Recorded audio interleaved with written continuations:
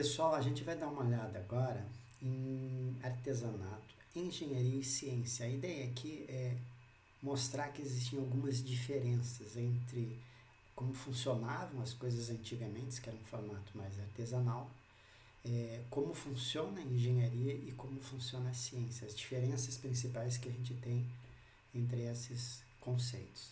Então, o que é artesanato? Considera artesanato todo o trabalho manual, onde mais de 80% da peça, daquela obra que eu estou fazendo, ela foi fruto da transformação de uma matéria-prima por um artesão. Então, uma pessoa pega um determinado material, trabalha em cima desse material e desenvolve ali uma obra de arte.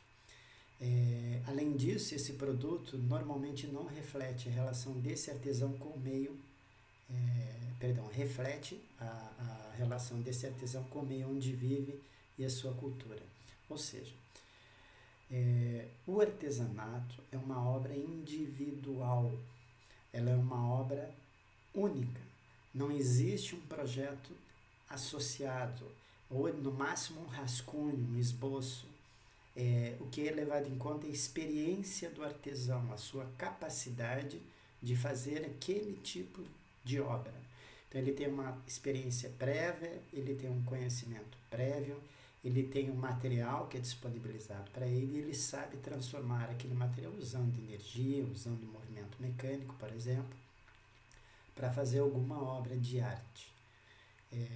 E isso é manual, basicamente manual. 80% da peça, 100% da peça é trabalho manual. Não existe um projeto preliminar detalhado, não existe um levantamento de custo detalhado, não existem aquelas preocupações que a gente tem em engenharia. Não existe preocupação com precisão. Então, uma obra de arte ela vai ficar diferente da outra e o objetivo é que fique diferente mesmo. Não existe esse rigor em padronizar. A gente viu ali na Revolução Industrial que eu tenho toda uma questão de padronização. O artesanato ele é o oposto da Revolução Industrial. Ele visa produzir uma peça única. É o que faz com que ela tenha valor. Uma renda de bilro, um quadro, uma obra de arte, ela é diferente das demais. Ela tem como objetivo ser diferente e ser fruto do conhecimento, do desenvolvimento intelectual, emocional, de uma série de aspectos que não tem a ver com projeto, não tem a ver com orçamento, não tem a ver com padronização. Então é uma coisa bem diferente e tem um valor muito grande, muito importante. A gente tem que valorizar as obras de artesanato até hoje, porque elas são muito relevantes. Depois vem a engenharia, que a gente já viu a definição, que já existe um rigor muito grande, existe a questão da viabilidade técnica, econômica, social e ambiental daquela obra de engenharia que a gente vai executar. Tem todas as etapas de especificação, elaboração, análise, projeto, implementação, teste, revisão, detalhamento, aprovação em órgãos, em diversos órgãos, como o CREA, o CONFEA, e os órgãos de meio ambiente, prefeitura e assim por diante. Então já é uma visão muito mais detalhada, muito mais rigorosa e muitas vezes padronizada, que é como um exemplo a gente tem a produção de várias casas iguais num conjunto habitacional e muitas vezes um projeto de poço, por exemplo, você tem um padrão, você tem um projeto de poço padrão e aí o que você vai fazer é variar esse projeto em função de alguma especificidade que você tenha, mas você já tem um esboço padrão de um projeto de poço. E a ciência ela é a pesquisa de novos conhecimentos, ela é a pesquisa de coisas novas que nos interessam. Então a gente está tendo essas aulas, elas foram preparadas em função desse problema que a gente teve agora em 2020 com o vírus COVID-SARS-2 e com essa doença que é a Covid-19. Então a gente está preparando essas aulas em função desse problema. E hoje, cientistas do mundo inteiro estão trabalhando no desenvolvimento de soluções para esse problema. Então, vários pesquisadores, vários matemáticos, vários químicos, vários biólogos estão trabalhando no desenvolvimento de soluções de novas vacinas, novos remédios e assim por diante. Os engenheiros estão trabalhando A gente está tendo problema, por exemplo, com a questão de respiradores. Faltam respiradores nos hospitais. Então, os engenheiros do mundo inteiro As empresas, as grandes empresas estão revendo alguns conceitos, algumas ideias e tentando construir respiradores com um custo menor, numa quantidade que dê para atender a população nesse momento. Então você tem aí toda uma engenharia sendo utilizada para o desenvolvimento de novos produtos e processos e toda uma pesquisa científica para desenvolvimento de novos medicamentos, novos remédios e uma vacina.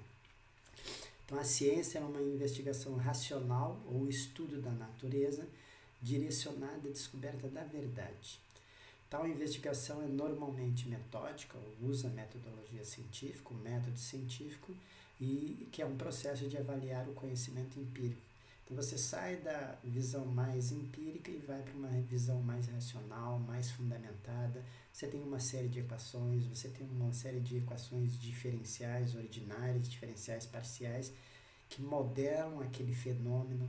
Então, se você pegar qualquer fenômeno físico, qualquer fenômeno químico, você consegue modelá-lo matematicamente, consegue estudá-lo usando a matemática. Vocês vão ter disciplinas de cálculo 1, 2, 3, 4, de equações diferenciais ordinárias, equações diferenciais parciais, de cálculo numérico, de programação, que são ferramentas que a gente usa para estudar o comportamento das coisas que ocorrem no nosso mundo, sejam químicas, sejam biológicas, sejam físicas e assim por diante. Então, todos os fenômenos da natureza, a gente pode estudá-los de uma maneira aprofundada, a gente pode desenvolver modelos que mostrem o comportamento de como as coisas vão funcionar, e aí, em cima desses modelos, você encaminha soluções. Então, vocês têm visto vídeos dessa evolução da curva dos casos de doença de Covid-19, vocês veem que é uma curva que cresce muito rápido e está sendo feito um esforço no mundo inteiro para achatamento dessa curva. Então a solução passa pela redução do contágio, para todo mundo evitar sair de casa, lavar as mãos, manter uma higiene muito forte. E nesses primeiros dias nós simplesmente não sair de casa para garantir que o espalhamento do vírus ocorra de uma forma mais lenta e que a gente tenha uma curva em que nosso sistema hospitalar, basicamente o SUS, dê suporte. Eu também poderia pegar aquela reta da curva de atendimento e levantar ela, ampliando o número de hospitais, ampliando o número de clínicas, ampliando o número de leitos e de equipamentos disponibilizados, além de contratar mais médicos, mais profissionais, como é o que tem sido feito em muitos países, como, por exemplo, com os médicos cubanos ou médicos se deslocando de um país para o outro quando isso é viável. A ideia é ampliar a capacidade de atendimento para que aquela curva fique abaixo da capacidade de atendimento. E esses estudos são estudos científicos. E essas soluções são soluções de engenharia. E aqui não tem nada a ver com artesanato, não tem nada a ver com coisa manual, é uma coisa que envolve um estudo muito rigoroso, muito detalhado, e a aplicação desses estudos na engenharia através da construção desses equipamentos. Então tem essas diferenças, é importante a gente compreender essas diferenças. Aqui eu tenho obras de engenharia, obras históricas, essa que pegou fogo recentemente, e aqui uma outra obra de engenharia que lembra das guerras. Então são obras famosas e são obras de engenharia. Mas vocês vão notar que aqui existe uma coisa que é uma obra diferente, porque ela é uma obra única. Quer dizer, essa obra é uma obra única. Então ela tem aqui aquela questão do artesanato, das pessoas que construíram ela de forma única. Essa é uma obra única, essa é uma obra única. Elas não existem várias delas no mundo. E esse projeto foi um projeto específico. Então você tem aqui muita relação entre o artesanato, aquela coisa individual, aquela produção individual, e a engenharia. Então a engenharia consegue fazer esse contato com a parte de obras específicas, com desenhos específicos, e com a parte de ciência, quando você quer padronizar, quando você quer fazer com mais rigor e assim por diante. A engenharia consegue fazer esse meio termo.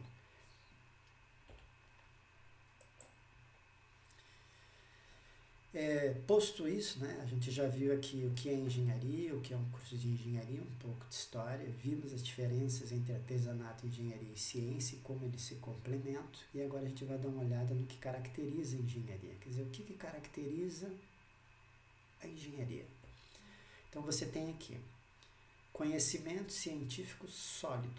Então, para você ser um engenheiro, você vai ter que ter um conhecimento científico sólido, aprofundado, de matemática, de física, de química, de programação, do uso de equipamentos, do uso de ferramentas, do uso de softwares e assim por diante. E sólido significa que você tem que entender os detalhes, você tem que entender como funciona, você tem que aprender funções, limite, derivada, integral, equações diferenciais ordinárias, equações diferenciais parciais e assim por diante. Então você tem que ter um conhecimento científico sólido. Você tem que usar sistemas avançados, materiais e ferramentas modernas. Então, por exemplo, eu mostrei para vocês esse software, o GNUplot. Eu vou usar softwares modernos, softwares mais recentes que eu tenho à minha disposição. Normalmente software livre, a gente estudante de engenharia, professor de universidade, costuma usar muito software livre, porque eu consigo baixar e instalar em várias máquinas sem custo, e são softwares de excelente qualidade, e eu não pago, quer dizer, eu consigo viabilizar o meu estudo, eu consigo viabilizar o meu aprendizado com o uso de softwares livres modernos. Então eu vou sempre tentar usar ferramentas modernas, equipamentos modernos para desenvolver minhas soluções de engenharia. Essa é uma característica do engenheiro, ele sempre usa ferramentas modernas. Desenvolvimento de modelos e tecnologias utilizando o método científico, então isso é uma coisa que mudou. Hoje em dia os alunos fazem iniciação científica, fazem disciplina de metodologia científica, desenvolvem um trabalho de TCC que envolva o método científico e ele incorpora isso no seu dia a dia. Então o engenheiro ele vai desenvolver modelos e tecnologias utilizando o método científico. E vou fazer todas aquelas etapas que a gente já viu em detalhe: especificação, elaboração, análise, projeto, implementação, teste e documentação, tanto para o desenvolvimento de sistemas, produtos e serviços, como para o desenvolvimento de novos materiais e equipamentos. Então agora está tendo um esforço dentro das universidades para desenvolver alguns equipamentos para atender essa crise que nós estamos tendo, essa crise de saúde que nós estamos tendo no mundo inteiro. E ainda passa por questões de administração. A gente viu naquela definição de engenharia, naquele diagrama que tinha toda uma parte de gestão, quer dizer, planejamento, organização, direção, controle, gestão de pessoal e gestão dos projetos e de sua execução e controle. Passa ainda por uma preocupação constante com o meio ambiente e com a sustentabilidade. Isso é fundamental. Qualquer obra de engenharia que a gente desenvolva, a gente tem que ter uma preocupação com o meio ambiente. Porque não faria nenhum sentido a gente desenvolver uma obra em que eu gero lá alguma coisa que é bonita, que é funcional, que é interessante, mas para desenvolver essa obra eu destruir muita coisa. Então não tem compensação. Então eu vou construir algo novo e isso vai ter um custo baixo, principalmente ambiental. Então essas são as características da engenharia, as coisas que a gente leva em conta na hora de desenvolver soluções de engenharia. Aqui eu tenho algumas obras de engenharia. Isso aqui vocês veem em vários filmes, eu vou deixar para vocês lembrarem o que é. E aqui eu tenho um mapa, que é normal, que é um mapa, engenheiros adoram mapas, adoram projetos, que a menina aqui está vendo esse mapa, está se localizando e está vendo quais são os trens ou metrôs que ela deve pegar para chegar no destino que ela quer. Ela tem uma origem, tem um destino e o mapa está mostrando para ela como ela faz para sair de uma determinada origem e chegar em um determinado destino. Esse mapa explica para ela como isso funciona. Note como é interessante como o engenheiro trabalha com mapas e como ele acaba ensinando as pessoas a ler esses mapas. Então as pessoas aprendem a ler esses mapas. O mapa é um projeto, um diagrama que mostra como ela faz para sair de um local e chegar em outro local. Aqui a gente tem outros exemplos de mapas. Se você vai fazer uma viagem, você vai usar um mapa. Até pouco tempo atrás a gente usava mapas impressos para fazer uma viagem, alguns guias de viagem. E hoje em dia a gente usa muito ferramentas como o Google Maps, o Waze, entre outros. Então são ferramentas que nos mostram o mapa e a vantagem desses mais recentes que ele ainda te mostra o trânsito em tempo real. Quer dizer, a gente conseguiu passar de um sistema que era extremamente funcional, esses mapas funcionavam bem, para um sistema ainda melhor através do uso de tecnologias de ponta, de softwares. Então a gente conseguiu desenvolver softwares dentro de um software como o Waze, tem uma quantidade absurda de linhas de códigos e muita engenharia e muita ciência lá dentro, que é para calcular a rota, para calcular o melhor trajeto e assim por diante. Existe muita engenharia dentro de um software como o Google Maps e o Waze.